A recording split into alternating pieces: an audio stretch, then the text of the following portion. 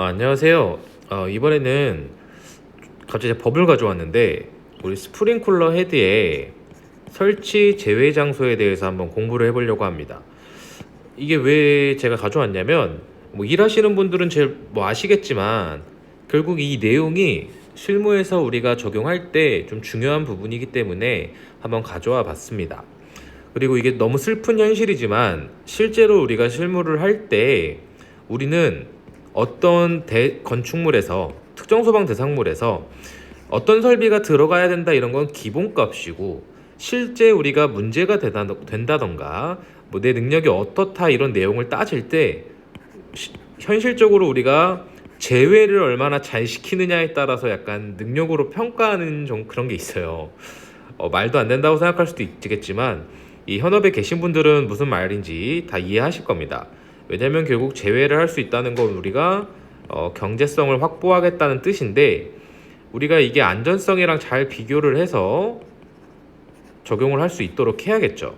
그래서 지금 제가 왜 제외하는지에 대한 내용들을 설명드릴 건데, 이 내용은 제 개인적인 의견인 거고, 뭐 실제 이 법이 제정된 의도라던가 다른 분들의 생각은 다를 수 있음을 먼저 아셨으면 좋겠습니다. 첫 번째 우리가 이제 그 화재 안전 기술 기준에 나와 있는 항목인데요. 우리가 스프링클러 헤드 제외를 할 때 먼저 이 항목이 있어요. 근데 여기서 아셔야 되는 게 뭐냐면, 우리가 이 특정 소방 대상물에 있어서 어떤 장소에 스프링클러 헤드를 설치하지 않을 수 있다입니다.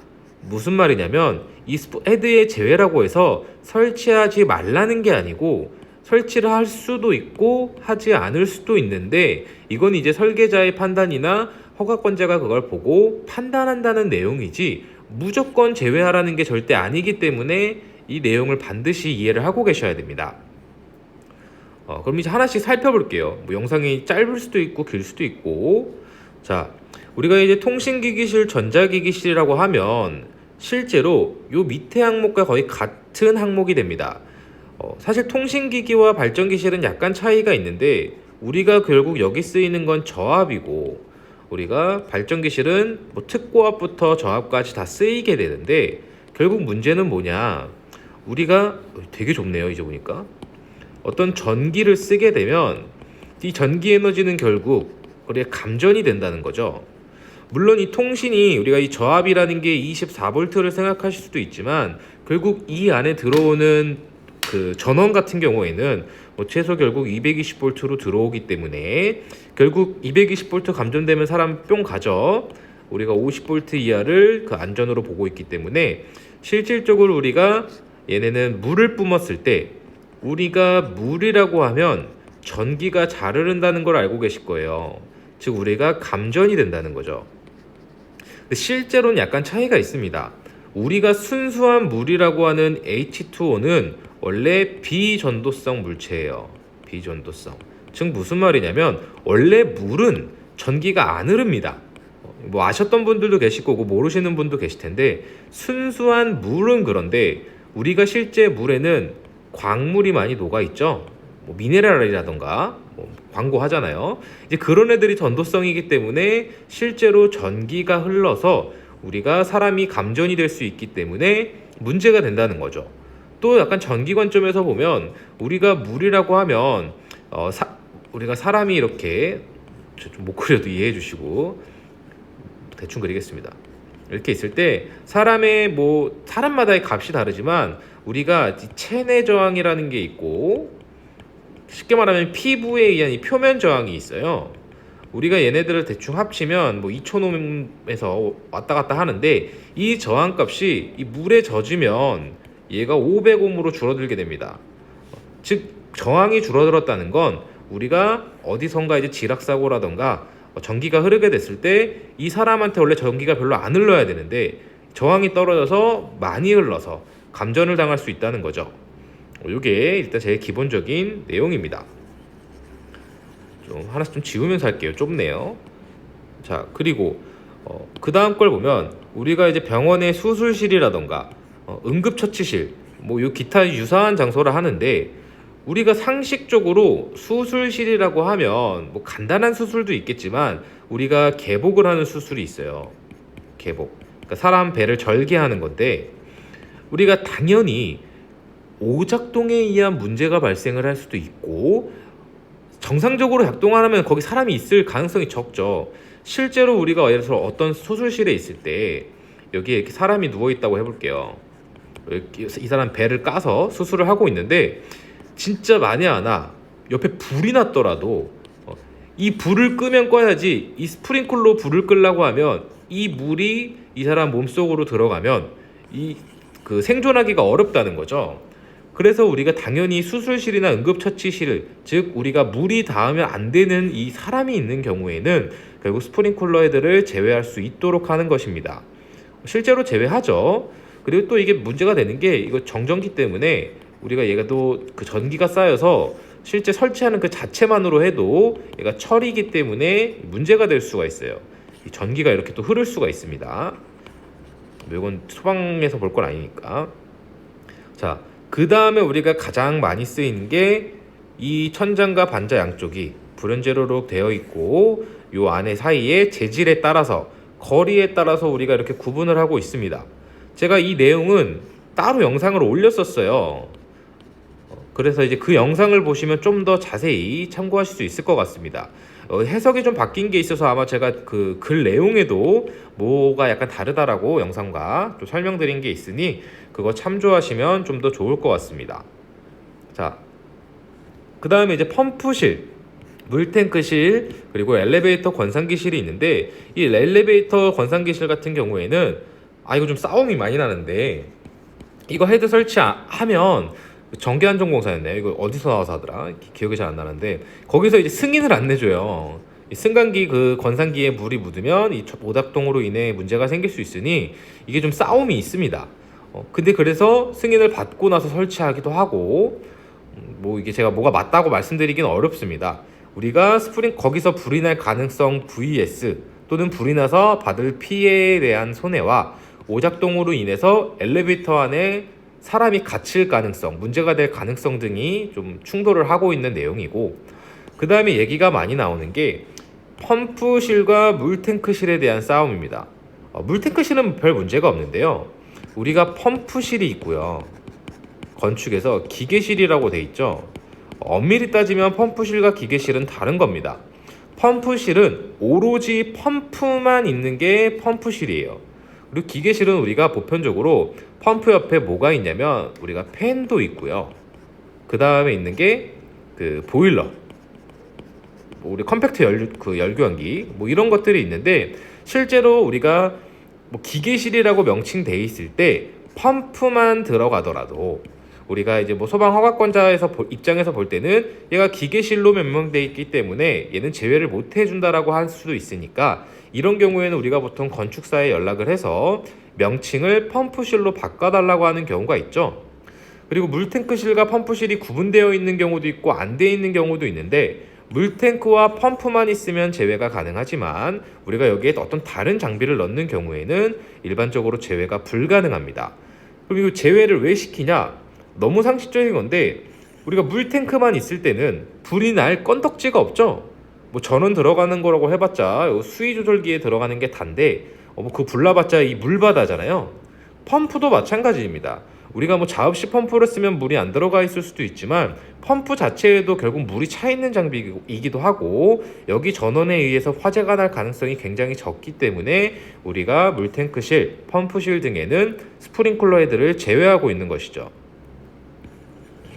자, 내용 보시고 이제 그 다음에 나오는 게 현관 또는 로비 등으로서 이 명칭도 약간 애매한데요. 중요한 건 우리가 결국 등으로서니까 바닥으로부터 높이가 20m 이상인 장소에는 헤드의 설치를 제외하고 있습니다. 보통 이 이유는 한 가지만으로 많이 알고 계시는데요. 우리가 제일 많이 흔히 알고 계시는 건 가멸이 되지 않는다입니다. 무슨 뜻이냐면 우리가 결국 스프링클러 헤드를 설치했을 때 우리가 밑에서 화재가 나서 이 열기류가 올라와서 이 헤드를 뜨겁게 만들고 그러면 얘가 개방이 돼서 물을 쏟아내게 돼야 되는데 실제로 우리가 뜨거운 열기류가 엄청나게 잘 상승할 것 같지만 20m나 되면 거의 상승을 하지 않아요. 많이 올라가 봐야 한 8, 9m 정도밖에 안 올라가기 때문에 물론 이거 화재 크기 따라 다르지만 우리가 생각을 해보시면 전기 감지기에서 자탄 감지기에서 연 감지기의 최대 설치 높이는 보통 8m로 규정이 되는 것으로 볼 수 있습니다. 열이죠, 연이 아니고. 그 말은 애초에 열은 8m 이상 상승한다고 우리가 보질 않는다는 거예요. 그래서 이제 특수한 감지기라던가 연기 감지기를 쓰게 돼 있는 건데, 스프링클러의 헤드는 일반적으로 열로 인해서 폐쇄형을 많이 설치하니까 개방형 헤드를 쓰는 일제 살수식 스프링클러를 설치하지 않는 이상 얘는 가멸이 되지 않는다는 거죠. 그럼 결국 달아나봤자 이 열로 얘를 개방시킬 수 없으니 동작을 하지 않는다. 뭐 이런 내용이 제일 첫 번째 이유이고요. 그렇다면 우리가 이제 안 맞는 게 하나 생깁니다. 뭐냐면, 그러면 우리가 저 일제 살수식을 써서 우리가 그거에 따른 적응성이 있는 뭐 불꽃 감지기라던가 특수한 아날로그 감지기 또는 연기 감지기를 쓰면 되는 거 아니냐, 이런 생각을 하실 수 있는데, 이걸 또 얘도 제외하는 이제 두 번째 이유가 생기는 겁니다. 우리가 사실 로비 등의 일제 살수식이 터진다고 해서 엄청난 수손 피해를 발생하는 장소는 있긴 하겠지만, 뭐 비싼 그 전시품을 두면 비싸겠지만 다르게 생각을 해보실 수 있어요. 공부를 좀 더 해보신 분들은 아시겠지만 우리가 스프링클러 헤드라고 하면 결국 헤드에서 이런 뭐 하향식이라고 봤을 때 디플렉터가 달려 있고, 우리가 이 디플렉터에 물을 쏴서 물이 이렇게 나가는 구조입니다. 즉 우리가 얘가 튕기고 나서 이게 압력으로 나가는 게 아니고, 얘는 물이 결국 이렇게 중력식으로 이 물방울이 떨어진다는 거죠. 그럼 이 물방울이 갖는 에너지는 우리가 mg라고 하는 이 물방울 입자의 크기에 대한 질량과 중력 가속도로 인해서 물방울이 쉽게 말하면 중력에 의해 떨어지는 거예요. 근데 얘가 떨어지면서 중력 가속도니까 속도가 점점 늘어나겠죠. 그리고 우리가 여기서 하나 알 수 있는 게, 얘는 표면 장력이라고 하는 힘이 가해져서 이 물방울의 형상을 유지하고 있을 겁니다. 물방울이 좀 클 수도 작을 수도 있을 거예요. 근데 여기서 발생하는 문제는 뭐냐? 우리가 화재에 도달을 해야 결국 의미가 있는 건데, 물론 옆에 주변에 이렇게 식힐 수도 있겠죠, 물이. 근데 우리가 이 물방울의 속도가 빨라짐에 따라서 이 헤드가 나오더라도 우리가 속도의 제곱에 비례해서 우리는 결국 항력이라는 게 발생하게 됩니다. 우리가 항력이라고 생각하면 좀 어렵다고 생각하실 수 있는데, 이 부력은 일단 제외하고 열이 안 온다 했으니까 이 항력에 의해서 얘가 속도가 빨라질수록 저항이 세지는 거예요. 어떤 느낌이냐면, 우리가 손을요 아주 느리게 공기 중에 휘젓게 되면 이거 거의 공기가 느껴지지 않을 거예요. 왜냐면 실제로 우리는 이 허공에 공기가 있다는 걸 알지만 아주 느리게 손을 젓는다면 거의 공기에 대한 느낌을 느낄 수가 없습니다. 왜냐면 항력이 매우 작기 때문이에요. 속도가 작으니까. 근데 우리가 이 손을 빨리 휘젓게 되면은 이 손에 공기가 닿는 게 막 느껴지죠. 우리가 공기를 손으로 치고 있다는 느낌이 이게 휘적휘적 되잖아요. 이게 이 속도가 늘어나게 되면 그에 따른 공기와의 충돌에 대한 힘이 세지기 때문에 그때 발생하는 이 저항력의 개념이 우리가 항력이 됩니다. 엄밀히 따지면 약간 다르지만 거의 같은 개념이에요. 그래서 우리 이 물방울이 20m 위에서 떨어지게 되면 속도가 빨라지게 되고, 이 항력에 의해서 이만했던 입자의 크기가 이렇게 다 쪼사집니다. 우리 혹시 이렇게 높은 데서 물병으로 물 쫙 부어보신 분은 아실 텐데, 물병으로 이렇게 산에서 이렇게 부었다던가 쫙 뿌리면 처음에 물이 이런 형태로 나가다가 이렇게 다 이렇게 한 방울씩 찢어지죠. 이게 결국 항력에 의해서 떨어지는 건데, 이렇게 해서 찢어진 작은 입자들은 이 불을 끌 수 없기 때문에 우리가 20m 이상인 장소에는 스프링클러의 헤드를 제외하도록 규정을 하고 있는 것입니다. 이렇게 좀 지우고, 자, 그 다음에 영하의 냉장 창고 또는 냉장실 또는 냉동 창고의 냉동실. 우리가 일반적으로 냉장실이라고 하면은 0도씨 이상이라고 생각하시고, 냉동 창고라면 0도씨 이하라고 생각하시는 경우가 있는데, 이거는 우리가 냉동 쪽에서 쓰는 용어에 따라서 영하의 온도이지만 냉장실이라고 부르는 경우도 있기 때문에 우리가 실제로 스프링클러 헤드가 우리가 물을 쓰는 거니까 얘가 결국 0도씨보다 낮은 실의 경우에는 동파가 될 수 있다는 거죠. 스프링쿨러에도 뭐 얼면은 아무 의미 없는 거잖아요. 그래서 우리는 냉장실이라 하더라도 모든 냉장실이 아니고 냉장실 중에는 잘못 썼네요. 0도씨 이하인 실 또는 냉동창고는 기본적으로 우리가 마이너스 15도 이하를 말하기 때문에 뭐 냉동창고의 냉동실 같은 경우에는 스프링클러 헤드를 제외하도록 하고 있는 것입니다. 하지만 실제로는 우리가 냉동창고랑 냉장실에도 소규모가 아닌 대규모 건물 같은 경우에서는 스프링쿨러를 설치를 하고 있습니다. 일반적으로 준비작동식 스프링쿨러를 설치하고 있는데 이거 왜 설치하느냐를 살펴보면 우리가 방화구획이 있잖아요. 아직 방화구획에 대해 공부가 안 되신 분들도 있겠지만 우리가 건축물이 일정 규모 이상이 되면 방화구획을 하도록 하고 있습니다. 10층 이하인 경우에는 1000세제곱미터마다 제곱미터죠. 죄송합니다. 제곱마다 이 실을 내화 구조로 또는 방화 시설로서 구분을 하도록 되어 있는데 즉 화재가 크게 퍼지지 않도록 우리가 큰 건물에 이렇게 쪼개서 얘 방화구획, 얘 방화구획 이런 식으로 해서 하나의 실에서 불이 나더라도 옆으로 넘어가지 못하도록 그냥 구획을 한 거예요, 건축물을. 근데 우리가 여기에 자동식 소화 설비를 설치하게 되면 이 면적을 3000제곱미터로 완화해주는 기준이 있습니다. 우리가 뭐 쿠팡이라던가 요즘 마켓컬리? 뭐 이런 마트들을 생각해 보시면 뭐 한 층에 이거밖에 안 되겠습니까? 엄청나게 클 거 아니에요. 뭐 만 이상 우습기 때문에 얘를 1000제곱미터로 방화구획을 하게 되면 너무 많은 구획으로 쪼개지기 때문에 실제 물건을 적재한다던가 통로를 만든다거나 하는데 에러 사항이 발생하기 때문에 실제 방화구획을 우리가 3000제곱미터로 완화받기 위해서 실제로는 냉동창고들도 대규모 같은 경우에는 준비작동식 스프링쿨러를 설치하고 있습니다. 이때 주의할 점은 준비작동식 스프링쿨러의 감지기가 여기 냉동창고나 냉장실, 이런 냉동실 등의 온도에 적응할 수 있는 적응성이 있는 감지기를 설치하여야 되기 때문에 우리가 온도에 따라서 뭐 광센서 감지기라던가 뭐 불꽃 감지기라던가 상황마다 다릅니다. 감지기 등이 설치되고 있습니다.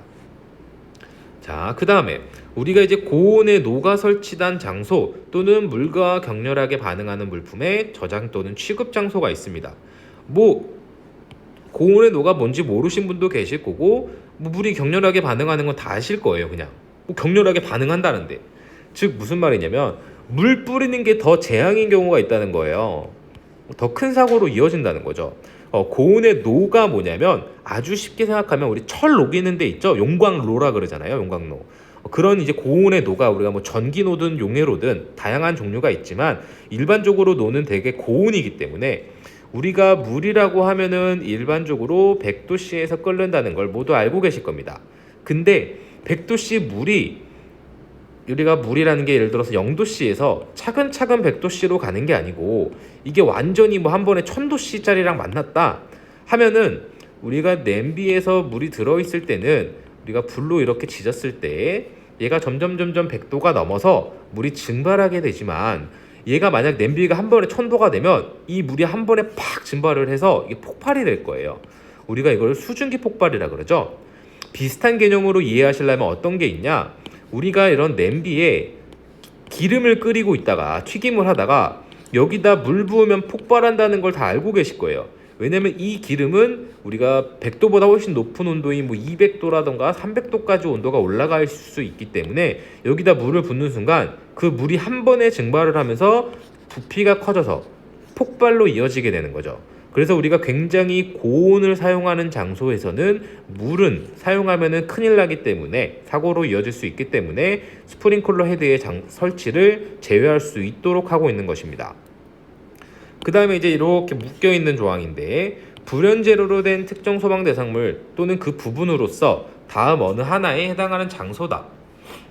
이건 사실 조금 해설하기 따라 다를 것 같은데 뭐 정수장이나 오물 처리장은 기본적으로 액체가 꽉 차 있는 곳이기 때문에 우리가 제외를 하도록 되어 있는데 여기서 또 알 것은 오물 처리장 같은 거에도 우리가 결국은 우리가 관리층이라던가 뭐 정화조 위에 관리층 있죠. 이런 곳에서는 또 설치하도록 규정이 되어 있고 제 생각에는 오물 처리장이 불이 안 날 것 같아서가 아니고 오물 처리장은 결국 우리가 불이 붙는다면 이 오물에 불이 붙는 게 아니고 이 오물로서 발생한 가스에 불이 붙게 될 거예요.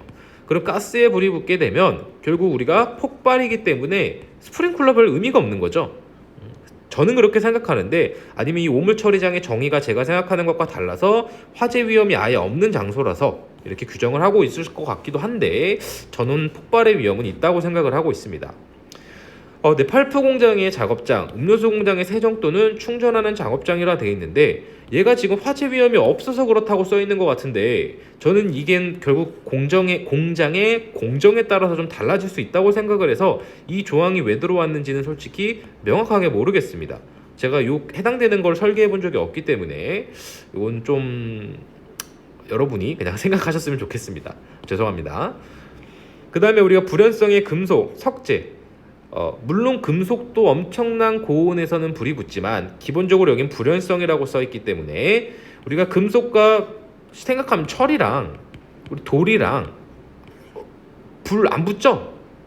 엄청 고온이면 뭐 녹거나 할 수 있지만 우리가 기본적으로 가연성 물질을 저장하지 않는 장소라고 되어 있으니까 불연성 물질만 저장하는 곳이라면 우리가 거기서 뭐 점화원, 즉 불이 붙을 아이가 없다는 거죠. 우리가 결국 불이 붙는다는 건 연소의 3요소인 우리가 산소, 점화원, 가연물이 있어야 되는데 애초에 전부 불연성이라면 가연물이 없는 것과 같기 때문에 결국 제외가 가능하다는 것입니다. 자, 그 다음에 이제 가연성 물질이 존재하지 않는 건축물 에너지 절약 설계 기준에 따른 방풍실이라고 되어 있습니다. 애초에 이 내용이 들어온 건 우리가 외기에 면한 그 장소에 우리가 헤드가 계속 동파가 난 거예요. 유지 관리를 해야 되는데 유지 관리가 안 된다는 거죠. 우리가 이 동파를 최소화하기 위해서 드라이 펜던트라는 걸 설치를 했지만 이 드라이 펜던트도 너무 추운 곳에서는 결국 타고 올라가서 얼어버립니다. 그래서 우리가 이 방풍실이라고 할 때 이 건축물의 에너지 절약 설계 기준에 따른 건 실제로 좀 애매해요. 이런 조항은 우리가 뭐 상가라던가 이런 특정 대규모 점포라던가 방풍실을 설치하도록 규정이 되어 있긴 한데 실제 우리가 설계를 하다 보면 이 기준에 따라서가 아니어도 방풍실을 설치할 수 있다는 거죠. 그래서 제 생각에 이 조항은 결국 우리가 건축물 에너지 절약 설계 기준에 따른 것이 아니고 외기에 면한 방풍실이라고 쓰면 큰 문제가 없을 것 같습니다. 왜냐면 만약에 내가 외기에 면한 방풍실인데 건축물 에너지 절약 설계 기준에 해당이 안 된 걸 수도 있다는 거죠. 또 거꾸로 우리는 소방쟁인데 왜 우리가 이 법에 따른 방풍실인지 그걸 평가해야 됩니까? 이건 문제가 좀 있다는 생각을 하고 있습니다. 그래서 실질적으로 우리가 외기에 면한 방풍실이면 대부분 다 제외를 하고 있죠. 근데 문제는 가연성 물질이 분명히 처음에 존재하지 않았는데 우리가 이렇게 이름이 뭐죠 갑자기? 이평 광고판이라 해야 되나요? 이런 거 많이 세워놓으면 사실 이것도 원래 가연물에 해당이 되기 때문에 좀 문제가 될 수 있는 거죠. 그다음에 마지막으로 실내에 설치된 테니스장, 게이트장, 정구장은 뭐죠? 네. 비슷한 우리가 벽, 천정, 바닥이 다 불연재로 준불연재로 되어 있고 가연물이 존재하지 않는 장소로서 관람석이 없으면 안 해도 된다. 왜냐면 관람석도 탈 수 있죠. 결국 사람이 많다는 뜻이고 우리가 실질적으로 이 체육시설 같은 경우에 우리가 별도의 가연물을 두는 경우가 거의 없습니다. 물론 이제 작은 탁구장 같은 경우에는 들어가는 경우도 있지만 이런 대규모실에 다 불연재료로 하는 경우에는 말 그대로 어떤 점화원이 발생하더라도 탈 일이 없다는 거예요. 근데 사실 원래 이렇게만 하기엔 약간 애매한 거고 우리가 여기 있죠. 여기 무엉 이게 중요한 거죠. 가연물이 존재하지 않다면 우리가 이 운동시설로서는 제외할 수 있다. 우리가 이 테니스장 게이트볼장은 못 가봤는데 이런 거 생각해 보시면 딱히 불탈 게 없죠. 뭐 네트 정도 탈 텐데 네트 탄다고 뭐 대단하게 불이 번질 정도의 열량을 가지고 있진 않는 거죠. 실질적으로 우리가 기계 쪽 설계하면서 이 헤드 제외를 제일 많이 보기 때문에 한번 영상을 찍어 보았습니다. 오늘도 감사합니다.